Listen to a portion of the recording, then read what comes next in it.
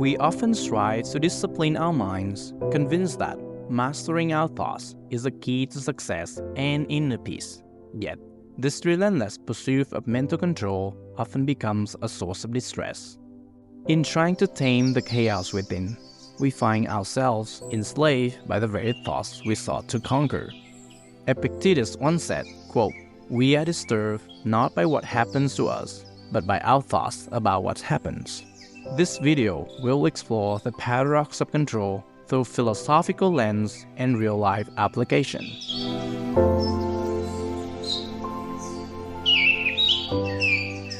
In the heart of ancient Rome, a young senator named Marcus had high ambitions, but with these ambitions came an inner storm, an unending stream of thoughts and worries. Marcus was obsessed with controlling every thought, every impulse, every flicker of doubt. Yet, the more he tried to master his mind, the more it seemed to slip from his grasp. It's a paradox that has baffled thinkers for centuries. Marcus sought advice from a Stoic philosopher named Epictetus, who was known for his wisdom and understanding of the human mind. "How can I control my thoughts?" Marcus asked, desperate for an answer that would give him peace. Epictetus, ever the sage, responded not with a solution, but with a question of his own. "What do you seek to control? The mind is like a river. Try to dam it, and it will overflow.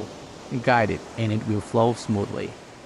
Epictetus went on to explain that thoughts, like a flow of the river, are natural and cannot be wholly controlled.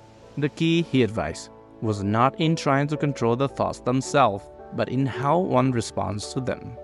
"You are disturbed not by things," Epictetus said, "but by the views you take of them." Marcus was puzzled. How could less control lead to more peace? The answer, as Epictetus revealed, lies in acceptance and the understanding that thoughts are transition. The harder you try to wrestle them into submission, the stronger they become. Stoics believe that peace of mind comes not from the suppression of thought, but from the cultivation of the calm and rational mind. We must consider the nature of thought itself. Thoughts are like clouds in the sky. They come and go, changing shape and form. When we try to control them, we are attempting to solidify something that is inherently fluid. 1. Desire for perfection. People believe that by controlling their thoughts, they can achieve perfections in their actions and decisions. They strive for an ideal state of mind, free from flaws or negative influences.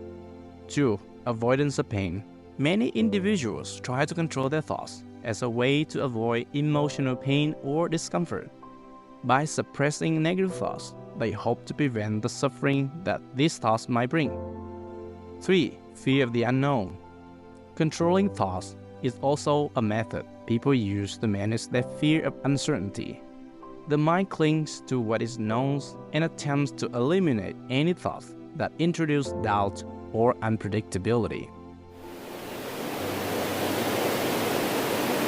Consider the story of King George III of England, known as Mad King George. George III ruled during the tumultuous times in British history, marked by the loss of American colonies and the rise of French Revolution. King George was known for his obsessive need to control his thoughts and emotions. He was deeply religious and believed that every impure thought was a sin that must be eradicated. This relentless self-monitoring and suppression of his thoughts led to increasing anxiety and eventually to his infamous bouts of madness. Historians now believe that King George's mental breakdowns were exacerbated by his extreme attempts to control his mind. The more he tried to suppress his thoughts, the more powerful and intrusive they became. Consider the example of anxiety. When you try to force yourself not to think about something that worries you, that thought often becomes even more persistent. It's like trying to push a beach ball underwater. The harder you push, the more forcefully it bounces back. As Seneca noted, quote, "He who suffers before it is necessary, suffers more than is necessary." Think about insomnia. The more you try to control your thoughts and force yourself to sleep, the more elusive sleep becomes. Your mind races, thoughts whirl, and before you know it, hours have passed, and you're still wide awake. Marcus Aurelius offers wisdom here, quote, "The impediment to action advances action. What stands in the way becomes the way." The very attempt to force sleep creates the obstacle to achieving it.